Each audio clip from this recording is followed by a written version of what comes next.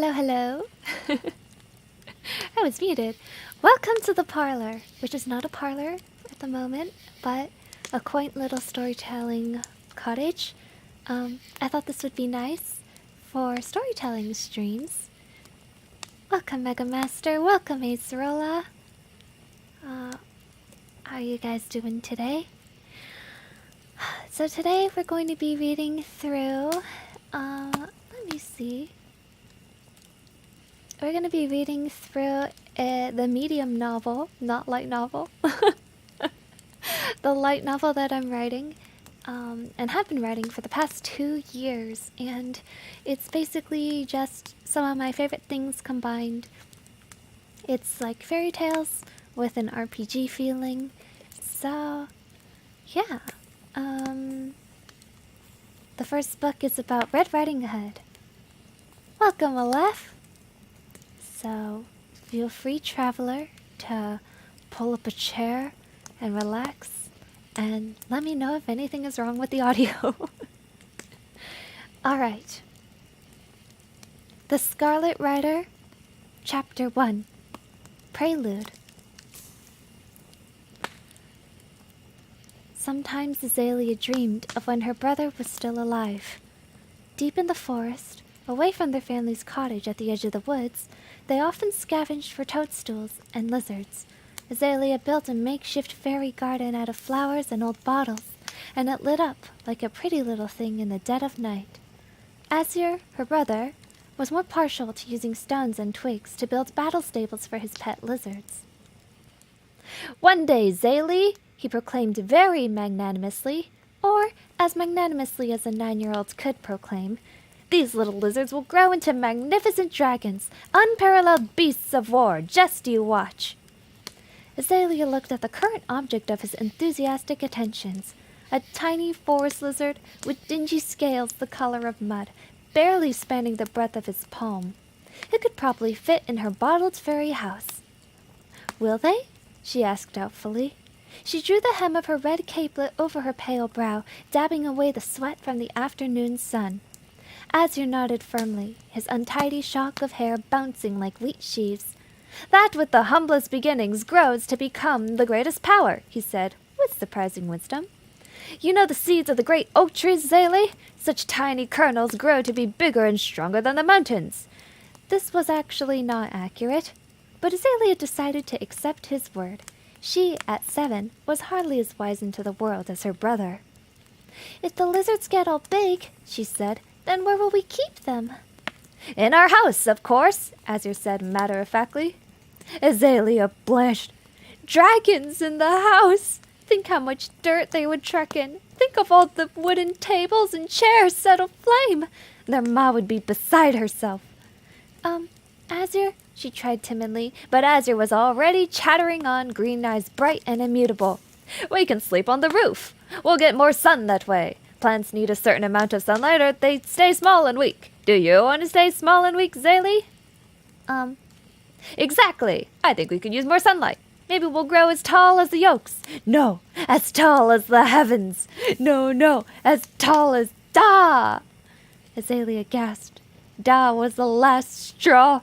As a seasoned, weathered lumberjack, cut like a wind-beaten bluff with a jaw of stone, nothing could possibly be taller than Da.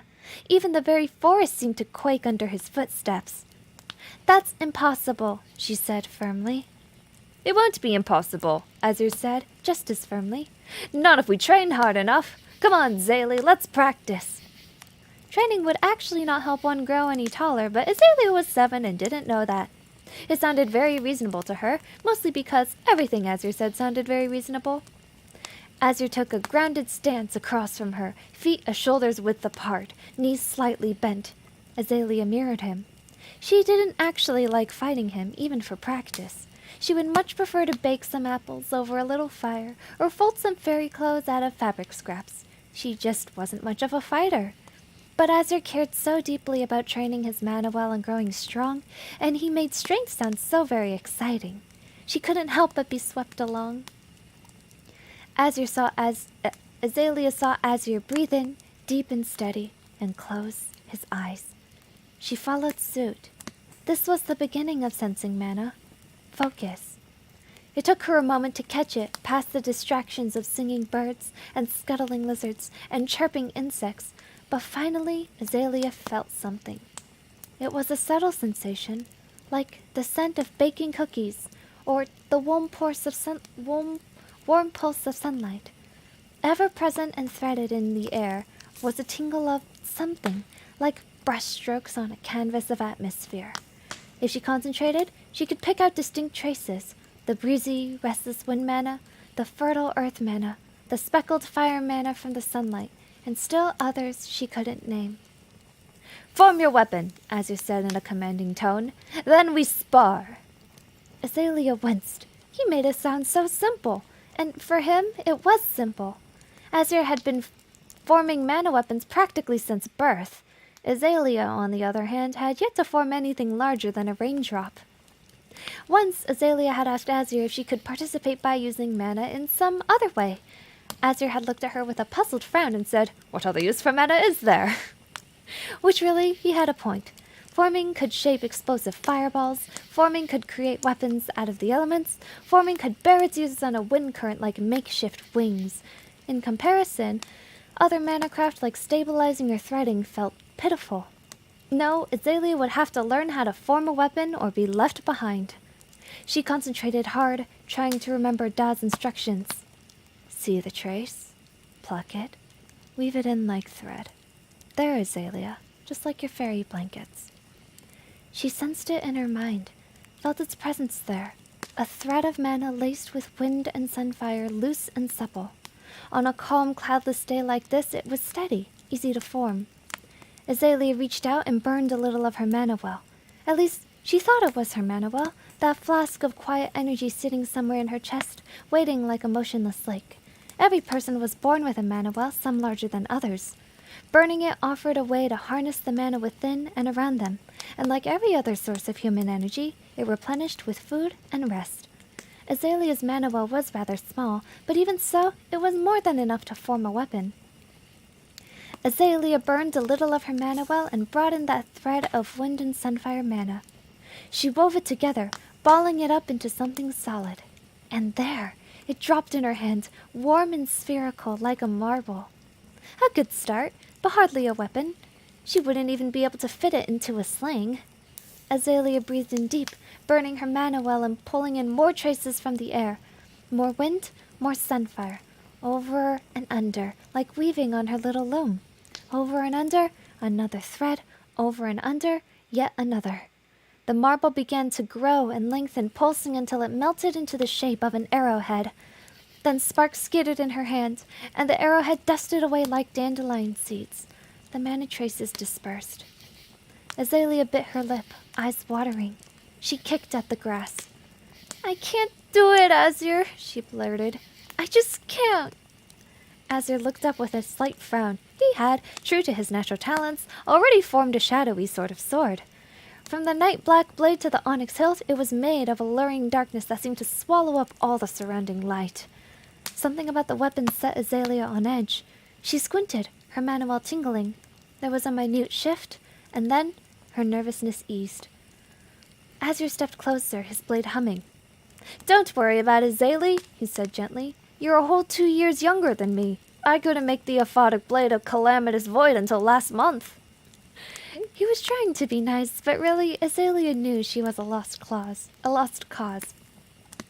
2 years ago, Azure had been forming the darker blade of Void, which was basically just a prototype of the aphotic blade of Calamitous Void. He had apparently been forming blades of Void since 3 years old, a habit that routinely gave their ma conniptions. "It's okay, Azure," she mumbled. Having given up on Manacraft, she sat down and returned to stitching together her third fairy quilt. "Sorry, I think you have to find a better training partner." "You're the best training partner I could ever ask for, Azalea," Azure said emphatically, raising his blade. "Here, why don't you toss some pebbles my way?" Azalea tried. Her first throw was completely off, missing Azure by the length of a horse. After a bit of cajoling, she gathered enough courage to toss 3 more, which arced smoothly through the air. Azure cut them into smaller pebbles, Azalea clapped delightedly, and just like that, world peace was restored. They continued this little game for a while, Azalea tossing smaller and smaller pebbles, Azure practicing enough finesse to slice through them each time. It wasn't until the sky began to blacken, dark clouds rattling over its face like coal dust, when Azalea looked up nervously. "Azure?" she tried. "Maybe we should head back." Azure glanced at the sky and frowned.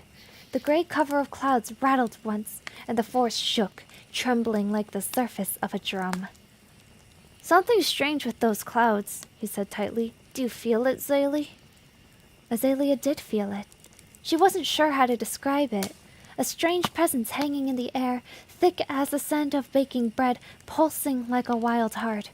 It seemed to be leaking from those dark, dark clouds. "Let's go home," she said nervously. I'm scared." Sparks began to crackle from the boiling sky, carving vibrant aurora strokes that flashed and glittered like fairy dust. The clouds were set alight with iridescent lightning, blazing like magic torches in the sky. Azalea stopped short, transfixed by the sight. It was so beautiful, so ethereal, so fairy-like. "Pretty," she whispered. "Such power," Azure whispered. And it was powerful, enchanting like a siren's song, luring meager sailors to dash their ships upon the rocks. Azalea could feel it prickling at her skin like wool too hastily spun. She'd often listened to stories of mana that was untamable. Chaos mana, celestial mana, time mana, elements that had never submitted to human hands. But this was the first time she'd come so close to such a source, and for the first time, she understood. The power, the instability. This storm could never be formed no matter how hard the greatest mana crafter might try. "All right," Azure said wistfully. He pulled his eyes away from the vibrant storm clouds with intense effort. "Let's get you inside, Zaylee." That was when the earth split from under their feet. One moment, Azalea was standing on solid ground, perched on tiptoes to peer into the sky. The very next, a web of cracks seared over the earth, glowing with iridescent light. The whole world seemed to lurch from side to side, groaning and shaking. Azalea was thrown off her feet with a pitiful cry. "Zaylee!" Azure yelled. The ground shuddered, and the spiderweb fissures tore apart, opening a chasm right under Azalea. Down, down it reached into the heart of the earth, its formless void consuming fallen dirt and tree boughs as it yawned open. Azalea flailed for the edge. It was no use. Her hands tore up loose tufts of grass as she tumbled over. The wind hurtled past her ears, and her stomach turned end over end. She was falling so fast, and around her trees and rocks collapsed into the widening rift, swallowed up by the nothingness below, and Azure moved without hesitation.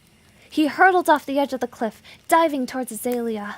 The moment he seized her arm, he plunged his mana sword into the face of the earthen wall. Dirt scrabbled from the impact as the blade dragged down, grinding into earth until it lodged against stone. The two children dangled from that lone little blade above an endless abyss, supported only by Azure's hand.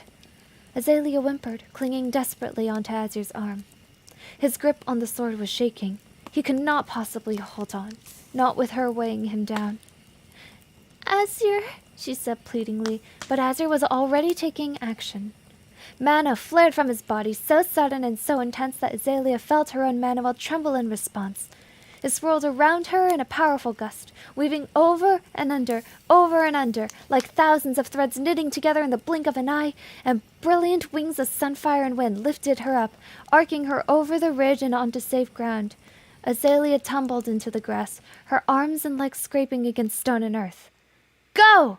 Azure barked, his eyes flashing, and his mana well winked out. Where Azalea had once felt brilliant coursing power was nothing but emptiness. The dark blade in Azure's hand disintegrated to black dust. Azure fell. Azalea screamed, but the rumbling earth was drowning her ears in a dull, hollow noise that pulsed with every aching heartbeat. She reached out frantically, pulling together every tendril of mana in reach.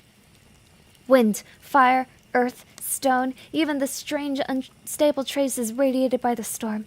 It didn't matter. She had to make something now, now, now! Over, under! Azure's small body faded in the distance until it was swallowed by darkness. The patchwork net that Azalea was weaving fell to threadbare tatters. She stared numbly into the abyss, her hands cold and shaking. Azure fallen, gone. Her eyes had seen it, but her mind could not accept it. He couldn't have fallen. He couldn't be gone.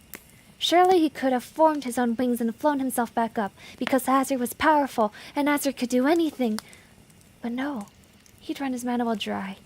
She'd felt it extinguished, like a star vanishing from the sky. And it was her fault. The ground gave another jolt, knocking Azalea out of her stupor. More fissures erupted across the forest like cracks over a plate. She couldn't stay here, not even to look for Azure. She would end up falling again, and then she would really be no help. Help! Ma!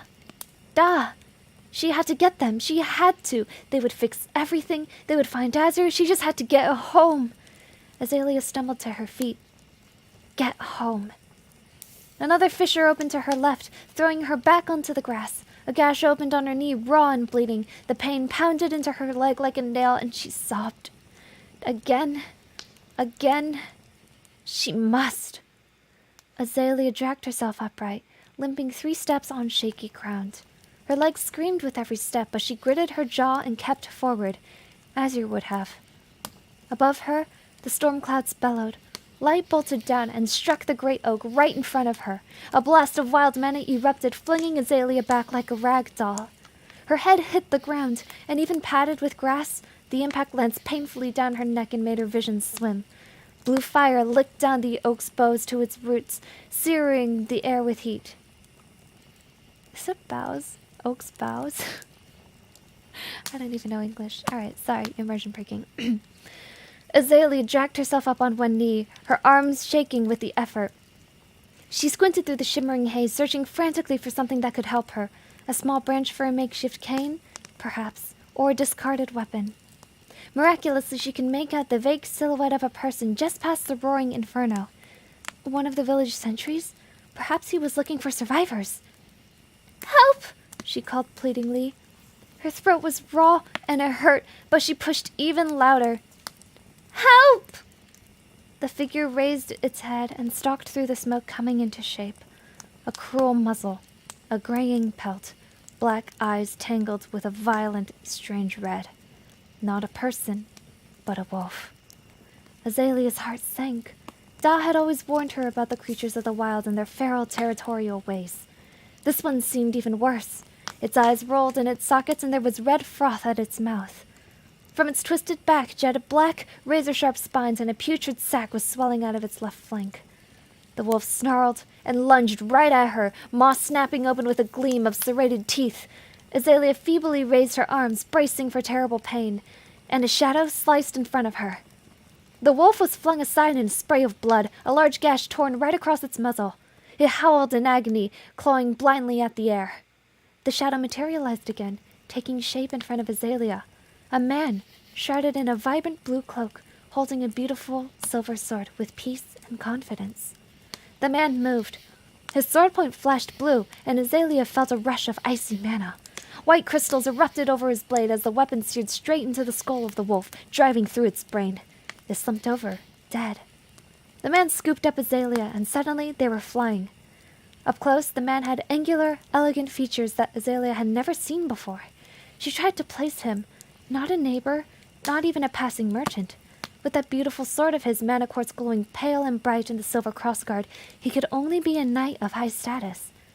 Then she saw the emblem pinned proudly to his cloak, a golden shield engraved with the sign of a thriving tree.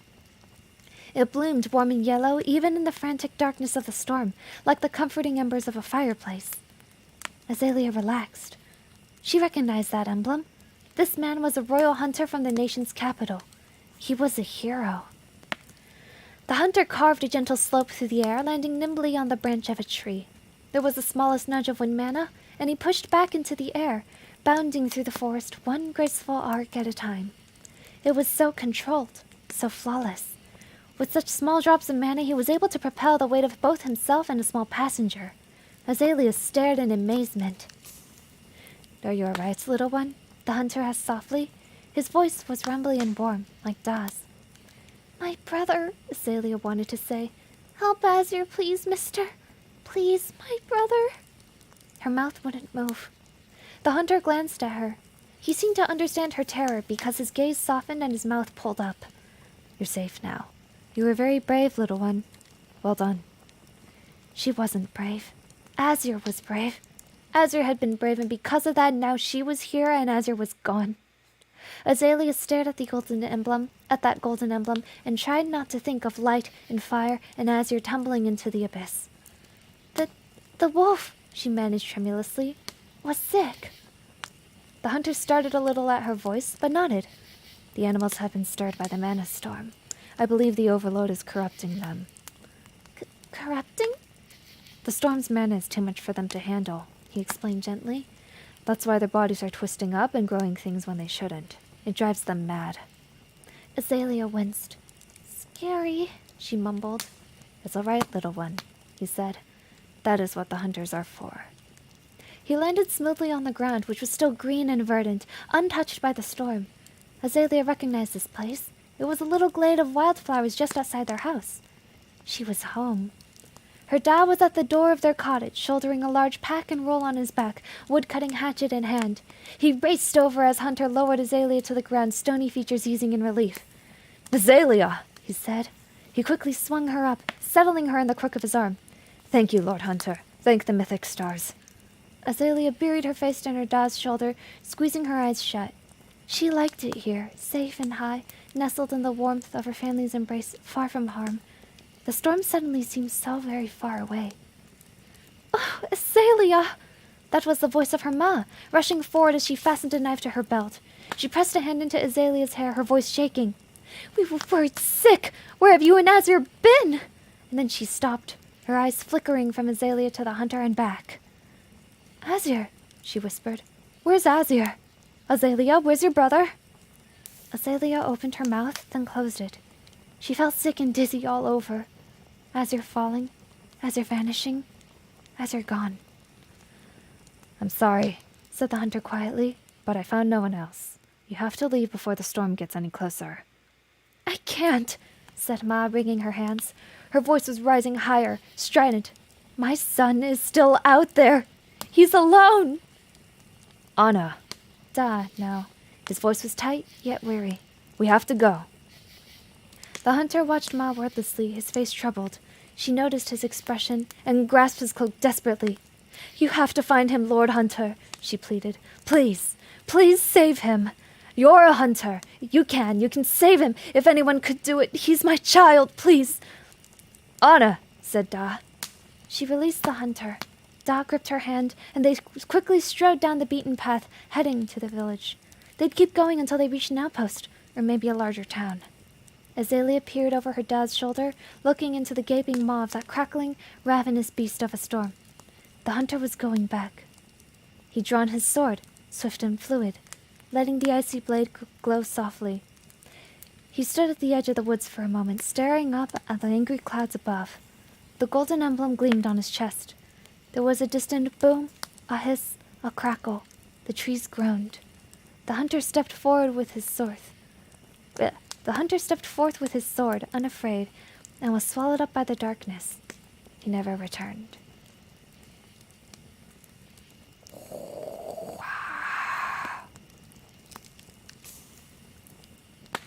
Storm.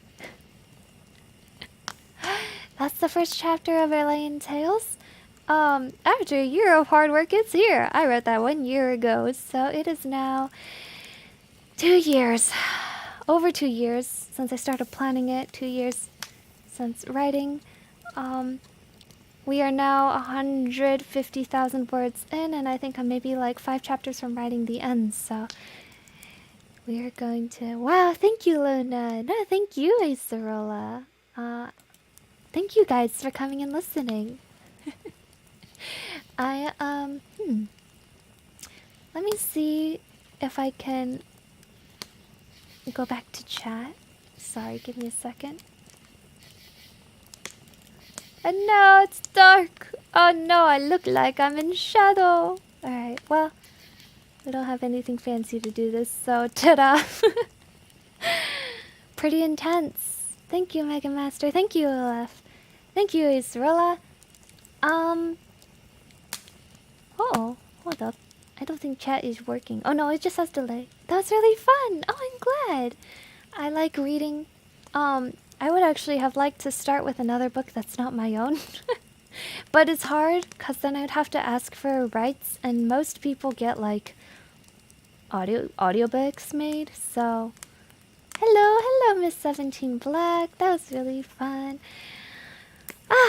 Yeah. So I am going to stream a read aloud of a new chapter every week. Right now there's 6 chapters out. I actually have to, I made some changes. I have to go back and edit chapters 2 through 6. Let me see if I can show you guys. Ta-da! Oh, this is dark mode, but don't worry about it. So you can read this all online, and it's gonna be free. It's gonna be free. And after that, I think I want to try to get it printed. I think that would be fun. But yeah, next week will be another chapter of Airlean Tales, and then we're still gonna have like a drawing stream, a drawing stream, oh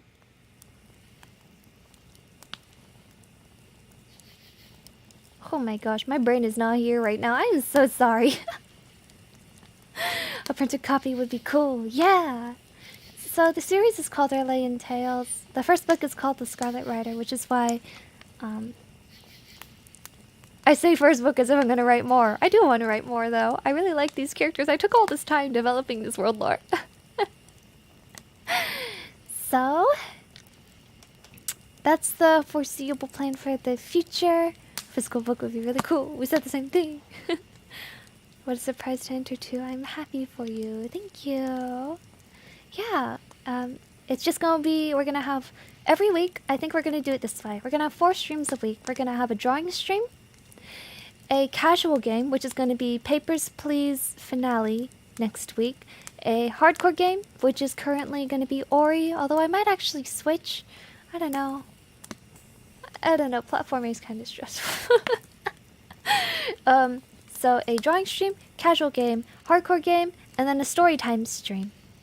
Which can also be like chatting, but like, I didn't realize it would be so short. It's only been 30 minutes. Could probably draw for a little bit, but I haven't set up any of my audio for drawing, so nah, let's just keep it short. I have to go cook dinner, get groceries, pick up people from airport, and domestic things, vacuum. My gosh, I just like have not been doing life properly and going to bed at like 5 in the morning. It's so bad. It's so bad. You know it's bad when you set your stream at 1 p.m. and the stream alarm is what wakes you up. Super busy, Luna? Yeah, maybe for now. I hope to be a little less busy. I mean, I would love to, ideally... I've been on this art block for a really long time. Ideally, I would really love to actually try to make a living off of writing, but it's not looking good. Like, publishing worlds ain't looking so good. It's really hard to sell writing in books. Especially light novels are not super meta in the West, so it's difficult to know how to market them. But I like writing. I've always loved writing even more than art. I was writing stories since I could pick up a pen. So maybe, I don't know, maybe somehow, I don't know. Otherwise, I gotta go find a desk job. Thanks for the stream. Good luck with your task. Thank you, Mega Master. Thank you, Estrella. Thanks, Miss 17 Black, Anna Left. Thank you guys all so much for dropping in. I will stop chatting your ears off. And I will post an on-time stream schedule on Sunday.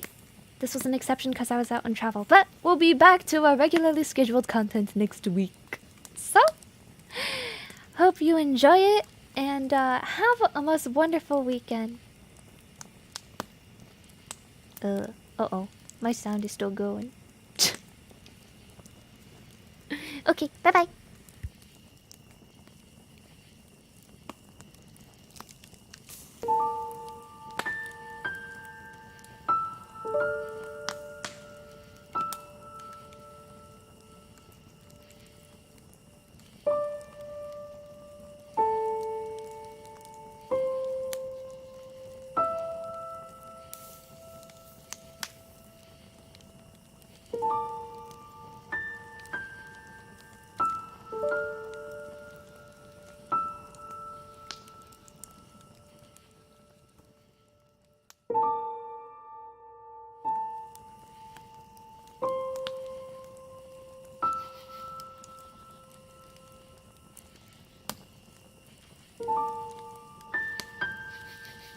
Thank